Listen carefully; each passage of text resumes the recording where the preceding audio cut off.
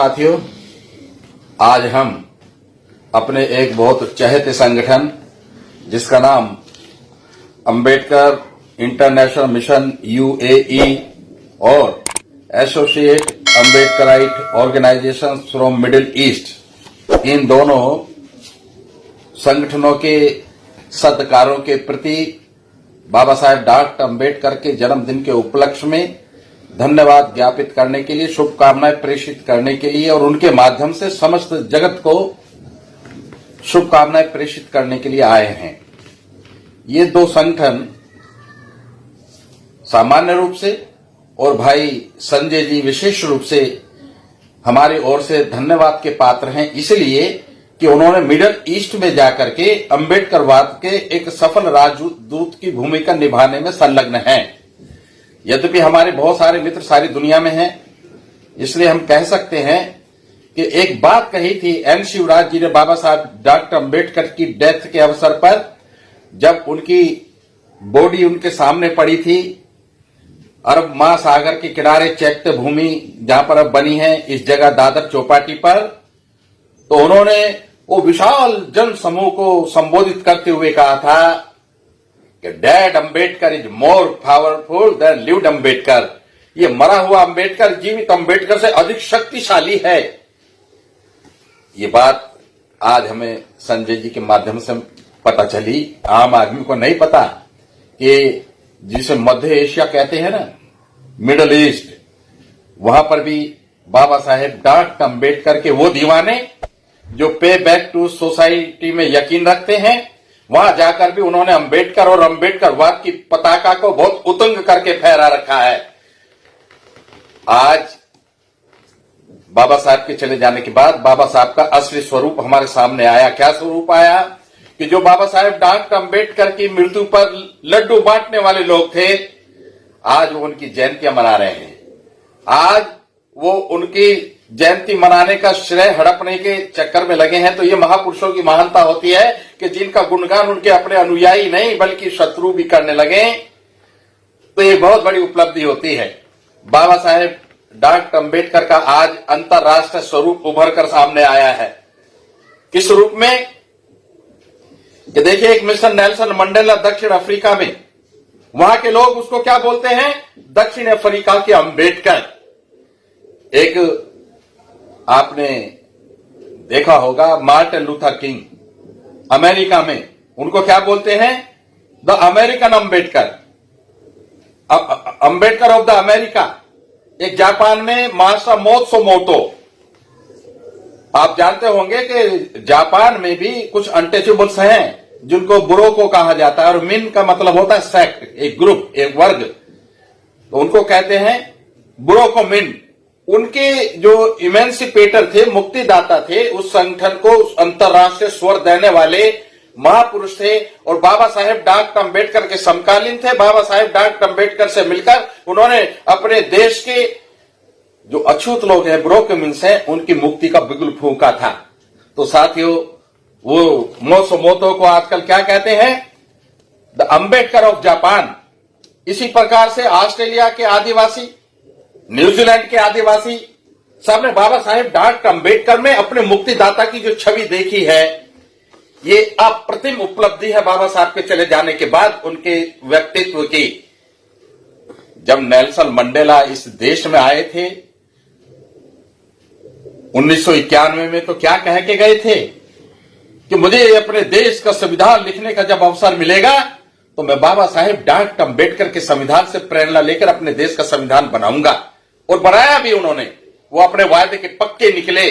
अभी mister Obama आए थे भारतवर्ष में और उन्होंने जिस प्रकार से बाबा साहेब डॉक्टर अंबेडकर के सम्मान में अपने शब्द व्यक्त किए थे, उससे कुछ और हो या ना हो, मगर बाबा साहेब डॉक्टर अंबेडकर के चले जाने के पश्चात उनके अंतर्राष्ट्रीय स्वरूप का पता चलता।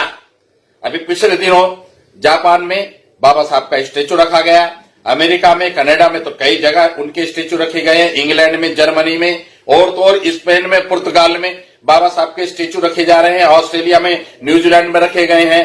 बाबा साहेब डॉक्टर अंबेडकर का ये जो अंतर्राष्ट्रीय स्वरूप आज उभर कर आया है, ये किस लिए उभर के आया है कि हमारे भाई हमारे बच्चे जो विदेशों में गए और वहां जाने के बाद पे बैक टू द सोसाइटी के तत्व को भूले नहीं, और बाबा साहेब डॉक्टर अम्बेडकर जो उनके मसीहा हैं, जो उनके मुक्तिदाता हैं, जो उनके मार्गदाता हैं, उनके व्यक्तित्व में 4 चांद लगाने का काम किया। बाबा साहेब डॉक्टर अम्बेडकर के जीवन की बहुत सारी उपलब्धियां हैं। उन्होंने हमें संविधान दिया, उन्होंने हमें जनतंत्र दिया, लोकतंत्र दिया, मगर एक उपलब्धि उनकी यह है कि जाते जाते वो हमें भगवान बुद्ध की शरण दे गए। और भगवान बुद्ध ने क्या दिया? भगवान बुद्ध ने दी करुणा। भारतवर्ष में करुणा का व्यवहार लुप्त होता जा रहा था।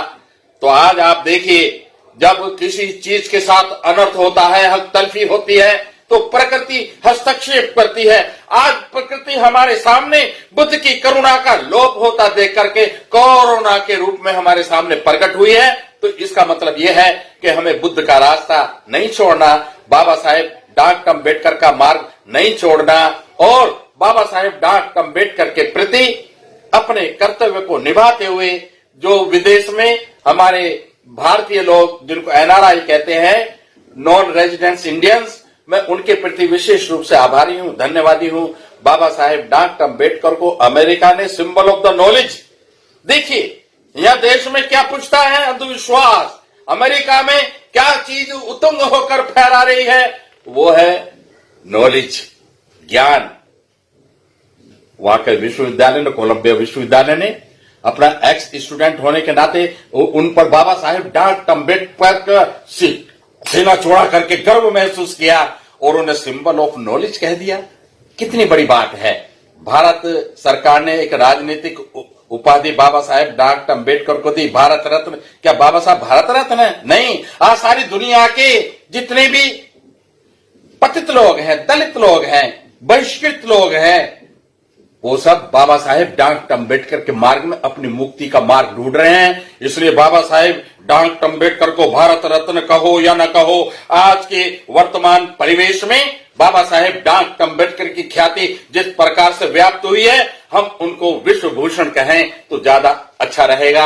आज ये जो संगठन है अपना, जो यूएई में भाई संजय जी के विषय में मैं एक बात बता दूं, बहुत सारे संगठन साहित्य के प्रकाशन को, साहित्य के काम को घृणा की दृष्टि से देखते हैं और उसको बदनाम करने का काम करते हैं। मगर इस संगठन की सबसे बड़ी उपलब्धि यह है कि जहां यह अनेक माध्यम से समाज को जागरूक करने में, अग्रसर करने में व्यस्त है, वहीं ये साहित्य के महत्व को भी बरकरार रखकर चल रहे हैं। मेरा जैसा व्यक्ति जो ये मानता है कि उत्तर भारत में कोई सबसे बड़ा पुस्तकालय किसी का है आज की तारीख में, व्यक्तिगत पुस्तकालय, तो वो सम्यक प्रकाशन में हमारा पुस्तकालय है। लोग यहां से किताबें लेते हैं, खरीदते हैं, वो बात अलग है, मगर मदद के लिए भी लेते हैं। मगर मेरे जैसे व्यक्ति को भी किताबें देने का काम अगर कोई करते हैं तो भाई संजय जी करते हैं, उनका संगठन करता है। इसलिए वो हर प्रकार से हमारे साधुवाद के पात्र हैं। वो जहां भी रहें, स्वस्थ रहें, सुखी रहें,